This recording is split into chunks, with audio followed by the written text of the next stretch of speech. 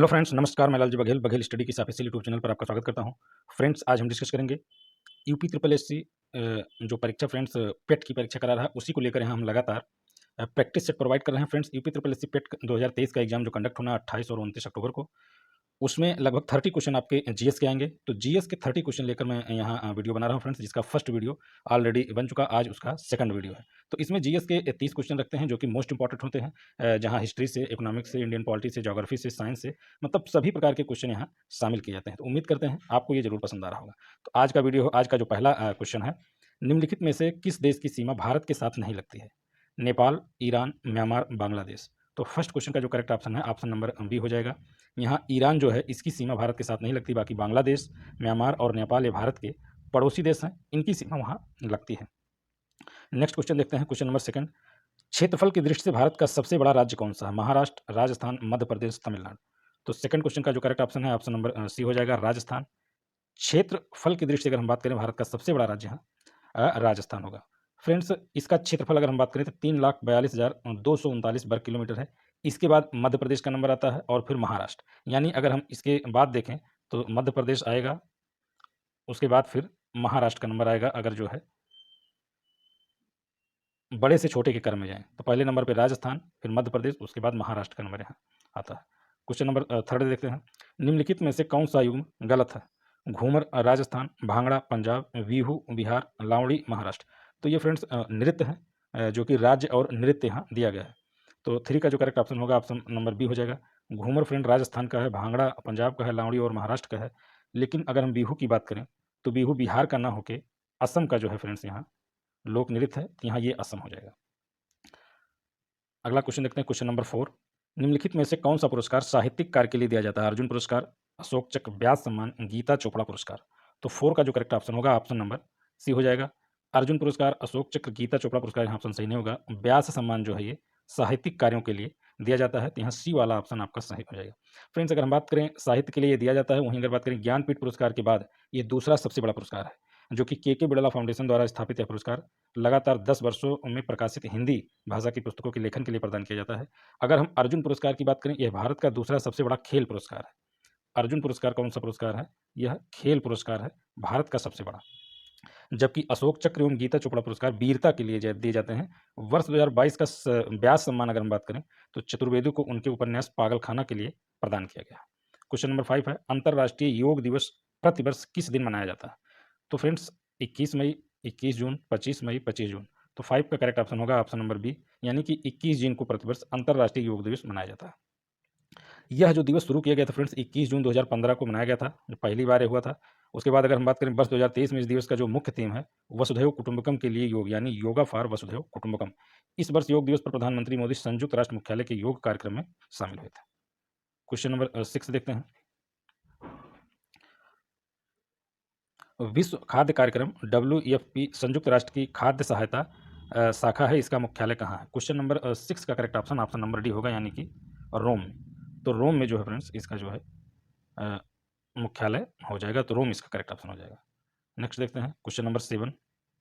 The man who made the elephants dance, प्रसिद्ध उद्यमी की आत्मकथा, घनश्याम दास बिड़ला, डॉक्टर वर्गीज कुरियन, मुकेश अंबानी, रतन टाटा। तो क्वेश्चन नंबर 7 का जो करेक्ट ऑप्शन होगा, ऑप्शन नंबर बी हो जाएगा, Varghese Kurien. The man who made the elephant dance, प्रसिद्ध उद्यमी, इनकी आत्मकथा है।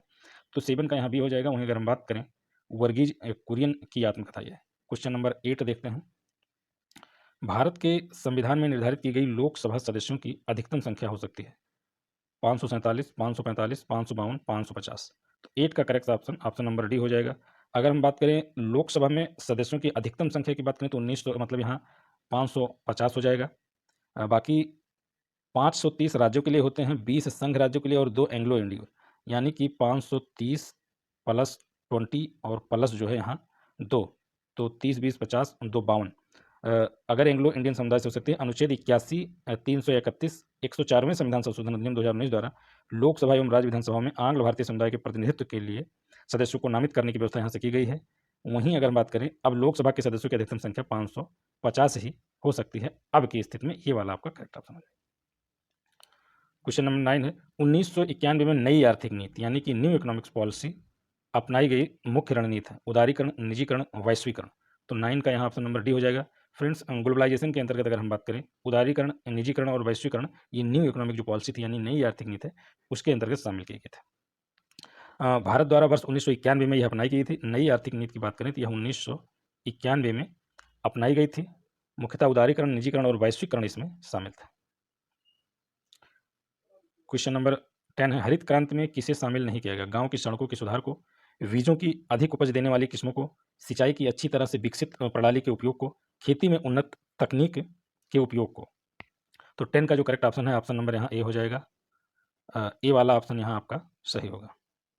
अगला क्वेश्चन देखते हैं, क्वेश्चन नंबर 11, निम्नलिखित में से किस वर्ष में भारतीय रिजर्व बैंक ने शहरी सहकारी बैंकों के लिए लाइसेंस नीति यानी कि लाइसेंस नीति को उदार बनाया था? 1998, 2001, 1993, 1995। तो 11 का करेक्ट ऑप्शन ऑप्शन नंबर हो जाएगा सी, 1993 यहाँ सही हो जाएगा। वर्ष 1993 में भारतीय रिजर्व बैंक ने सहकारी बैंकों के लिए एक लाइसेंसिंग नीति को उदार बनाया था। इसके फलस्वरूप देश में सहकारी बैंकों की संख्या में लगातार जो है वृद्धि देखने को मिली थी। वर्कला, चवारा, चवाक्कड़ और नतीका किस राज्य के समुद्र तट के तट हैं? कर्नाटक, महाराष्ट्र, केरल, तमिलनाडु, केरल और तमिलनाडु। तो 12 का जो करेक्ट ऑप्शन होगा ऑप्शन नंबर डी यानी कि केरल। तो वर्कला, चवारा और चवाक्कड़ और नतीका ये सब केरल राज्य के स्थित जो है समुद्र तट है। नेक्स्ट क्वेश्चन है क्वेश्चन नंबर 13, राष्ट्रीय विकास परिषद का गठन हुआ था 1952, 1950, 1954 और उपयुक्त में से कोई नहीं। तो 13 का जो करेक्ट ऑप्शन है ऑप्शन नंबर बी यहाँ सही हो जाएगा, 1952।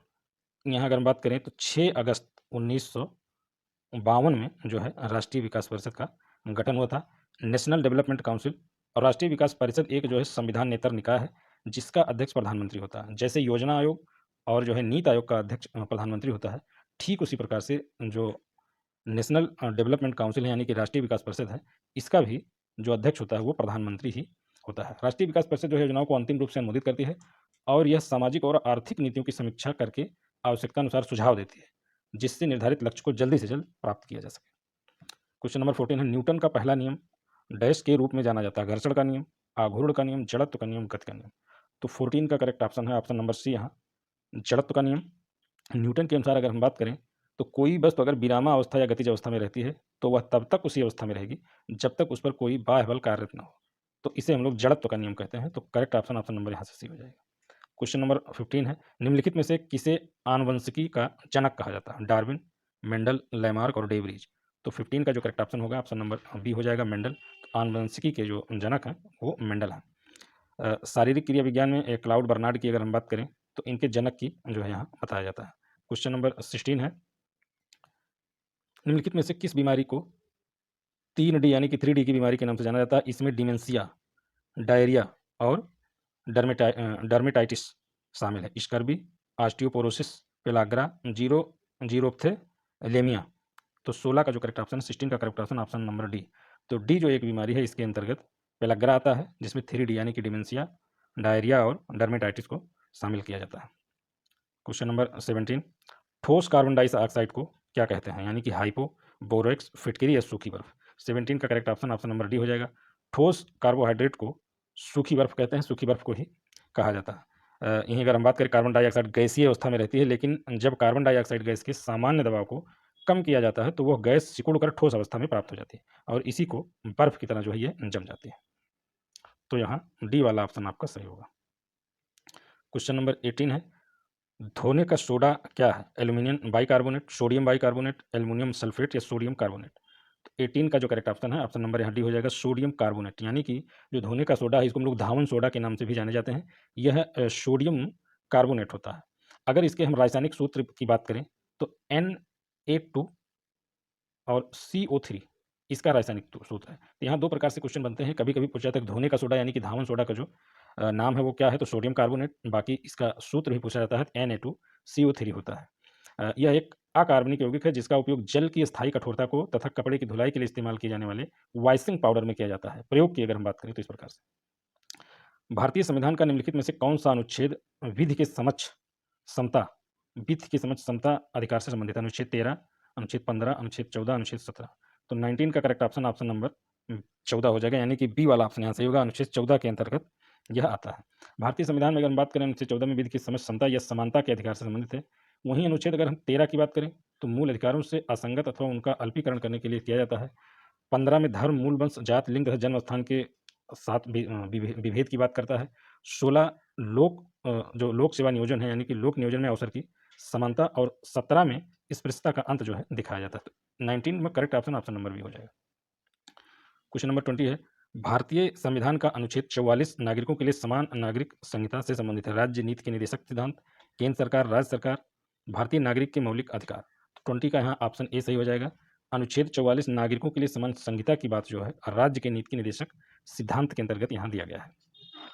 अगर हम बात करें तो यह संविधान के जो है भाग 4 के अंतर्गत आता है, उसी में राज्य के नीति निर्देशक को डिनोट किया गया है। 36 से 51 यानी जो 36 से 51 तक इसमें अनुच्छेद दिया गया है कि जो कि राज्य के नीति निर्देशक तत्व के अंतर्गत आते हैं। इसी में अनुच्छेद 44 नागरिकों के लिए समान संहिता और अनुच्छेद 48 से पर्यावरण संरक्षण और सुधार एवं वन्य जीव की सुरक्षा के लिए आता है।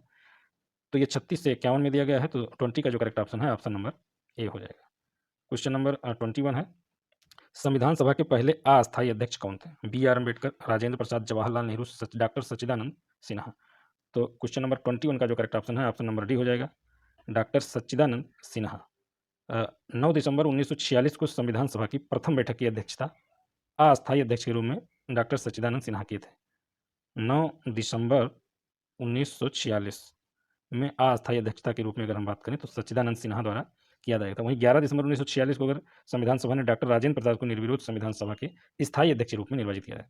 तो अगर आपसे स्थायी अध्यक्ष की बात करें तो राजेंद्र प्रसाद को आप टिक करके आएंगे। अगर आपसे अस्थायी अध्यक्ष की बात करें तो 9 दिसंबर 1946 को संविधान सभा में जो प्रथम बैठक हुई थी उसकी अस्थायी अध्यक्षता डॉक्टर सच्चिदानंद सिन्हा द्वारा किया गया था। क्वेश्चन नंबर 22 है, केंद्र राज्य संबंध किस अनुसूची में? 7वीं, 8वीं, 6वीं, 9वीं।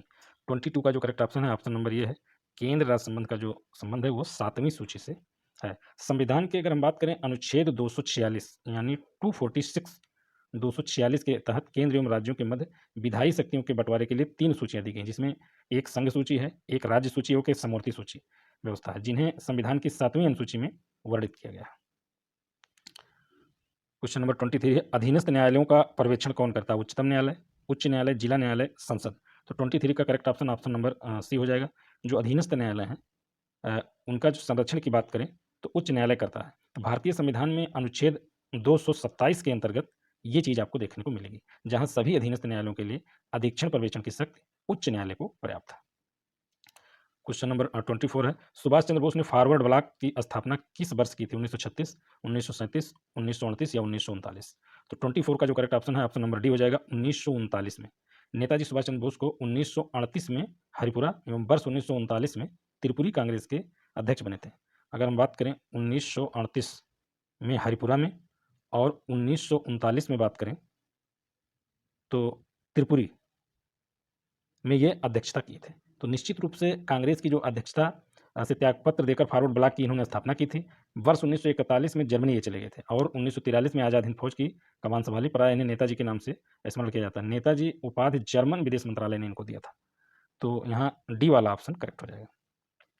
क्वेश्चन नंबर 25 है, डैश एक के बाद महात्मा गांधी ने असहयोग आंदोलन वापस ले लिया था? चौरी चौरा की घटना, गोलमेज सम्मेलन, बंगाल विभाजन, जलियांवाला बाग हत्याकांड। तो 25 में अगर हम बात करें तो 4 फरवरी 1922 को चौरी चौरा की घटना से क्षुब्ध होकर महात्मा गांधी ने असहयोग आंदोलन वापस ले लिया था। 12 फरवरी 1922 को बारदोली में हुई कांग्रेस की बैठक में आंदोलन को स्थगित करने का निर्णय लिया था। मतलब 4 फरवरी 1922 को चौरी चौरा कांड जो कि गोरखपुर की घटना है, उसी घटना से आहत होकर महात्मा गांधी ने असहयोग आंदोलन को यहाँ वापस लिया था। इसको जो बैठक के अनुसार आंदोलन को स्थगित किया था वो 12 फरवरी 1922 को बारदोली में एक बैठक हुई थी। उसी बैठक में ये क्लियर किया गया था कि यहाँ जो है असहयोग आंदोलन वापस लिया जा रहा है। स्वराज पार्टी का गठन डैश की असफलता के बाद असहयोग आंदोलन, भारत छोड़ो आंदोलन, सिविल नाफरमानी आंदोलन, स्वदेशी आंदोलन। तो 26 का जो करेक्ट ऑप्शन हो जाएगा ऑप्शन नंबर ए हो जाएगा, असहयोग आंदोलन। असहयोग आंदोलन की असफलता के बाद ही स्वराज पार्टी जो कांग्रेस खिलाफत स्वराज पार्टी का गठन करती है 1923 में सी आर दास और मोतीलाल नेहरू ने किया था। सी आर दास इसके अध्यक्ष थे, मोतीलाल नेहरू इसके महासचिव थे। तो ऑप्शन नंबर ए यहाँ से सही हो जाएगा। नेक्स्ट क्वेश्चन है क्वेश्चन नंबर 27, निम्नलिखित में से किसने 1935 के अधिनियम के बारे में कहा था कि एक कार जिसमें ब्रेक तो है पर इंजन नहीं? यह वक्तव्य कई बार परीक्षा में पूछा गया है। फ्रेंड्स, इस वीडियो में जो क्वेश्चन रखेंगे मोस्ट इंपॉर्टेंट क्वेश्चन रखे गए हैं जो पेट की परीक्षा में आने की संभावना इनकी है। एक कार जिसमें ब्रेक तो है लेकिन इंजन नहीं, जवाहरलाल नेहरू, सी राजगोपालाचारी, महात्मा गांधी, एस.सी. बोस, इनमें से कौन सा कहा था? तो 27 का जो करेक्ट ऑप्शन है ऑप्शन नंबर ए हो जाएगा, जवाहरलाल नेहरू। 1935 के अधिनियम के बारे में जवाहरलाल नेहरू ने कहा था और सन 1947 से 1964 तक भारत के प्रधानमंत्री ये रहे हैं। 1947 से 1964 तक ये भारत के प्रधानमंत्री रहे हैं। इन्हीं के द्वारा इस अधिनियम के बारे में ये कहा गया था कि जिसमें कार में जिसमें ब्रेक तो है लेकिन इंजन नहीं है। क्वेश्चन नंबर 28 है, हिंदुस्तान सोशलिस्ट रिपब्लिकन एसोसिएशन गठित की गई थी सुभाष चंद्र बोस द्वारा, रास बिहारी बोस द्वारा, चंद्रशेखर आजाद द्वारा, सरदार भगत सिंह द्वारा। तो 28 का जो करेक्ट ऑप्शन है ऑप्शन नंबर सी है, चंद्रशेखर आजाद द्वारा Hindustan Republican socialist Republican association यानी HSRA ये संस्था जो है चंद्रशेखर आजाद द्वारा जो है शामिल किया था। और 1928 में चंद्रशेखर आजाद के नेतृत्व में दिल्ली की फिरोजशाह कोटला में हिंदुस्तान मतलब HSRA की स्थापना हुई। इसकी स्थापना की अगर हम बात करें तो 1928 में इसकी स्थापना की गई थी चंद्रशेखर आजाद द्वारा। क्वेश्चन नंबर 29 है, गौतम बुद्ध का वास्तविक नाम क्या था? सिद्धार्थ, महेंद्र, श्रीदत्त, विशाल दत्त। तो 29 का जो करेक्ट ऑप्शन है ऑप्शन नंबर ए हो जाएगा। यानी कि गौतम बुद्ध का जन्म की बात हम करें तो कपिल वस्तु की लुम्बिनी में हुआ था। तो सिद्धार्थ इनका नाम है, उनका जन्म लुम्बिनी में हुआ था और लुम्बिनी नामक ग्राम के आम्रकुंज में 563 ईसा पूर्व में इनका होता, मतलब 563 ईसा पूर्व में 563 ईसा पूर्व में इनका जन्म हुआ था। वास्तविक नाम सिद्धार्थ था। अगर इनके पिता की बात करें तो उनका नाम शुद्धोधन था और इनकी माता का नाम माया देवी जो कोलिय गणराज्य की कन्या थी। गौतम बुद्ध बचपन में सिद्धार्थ के नाम से जाने जाते थे। 29 वर्ष की अवस्था में इन्होंने गृह त्याग किया बौद्ध ग्रंथों में, जिसको महाभिनिष्क्रमण कहा जाता है। क्वेश्चन नंबर 30 है जो कि इस वीडियो का लास्ट क्वेश्चन यहाँ देख सकते हैं। क्वेश्चन नंबर 30, निम्न में से किस वर्ष में कॉर्नवालिस कोड लागू किया गया था? 1793, 1857, 1723 और 1805। तो 30 का जो करेक्ट ऑप्शन है ऑप्शन नंबर ए हो जाएगा 1793। तो कॉर्नवालिस कोड जो लागू किया गया था 1793 में लागू किया था, जिसमें शक्तियों के पृथक्करण सिद्धांत पर आधारित है, जिसके तहत कर और प्रशासन को पृथक किया गया था। ये वो 1793। तो ये तो फ्रेंड्स 30 क्वेश्चन, ये आज सेकंड वीडियो है। उम्मीद करते हैं आपको जरूर समझ में होगा। वीडियो अच्छा लगा है तो लाइक शेयर सब्सक्राइब करना ना भूलें फ्रेंड्स। मिलते हैं नेक्स्ट वीडियो में, तब तक के लिए नमस्कार।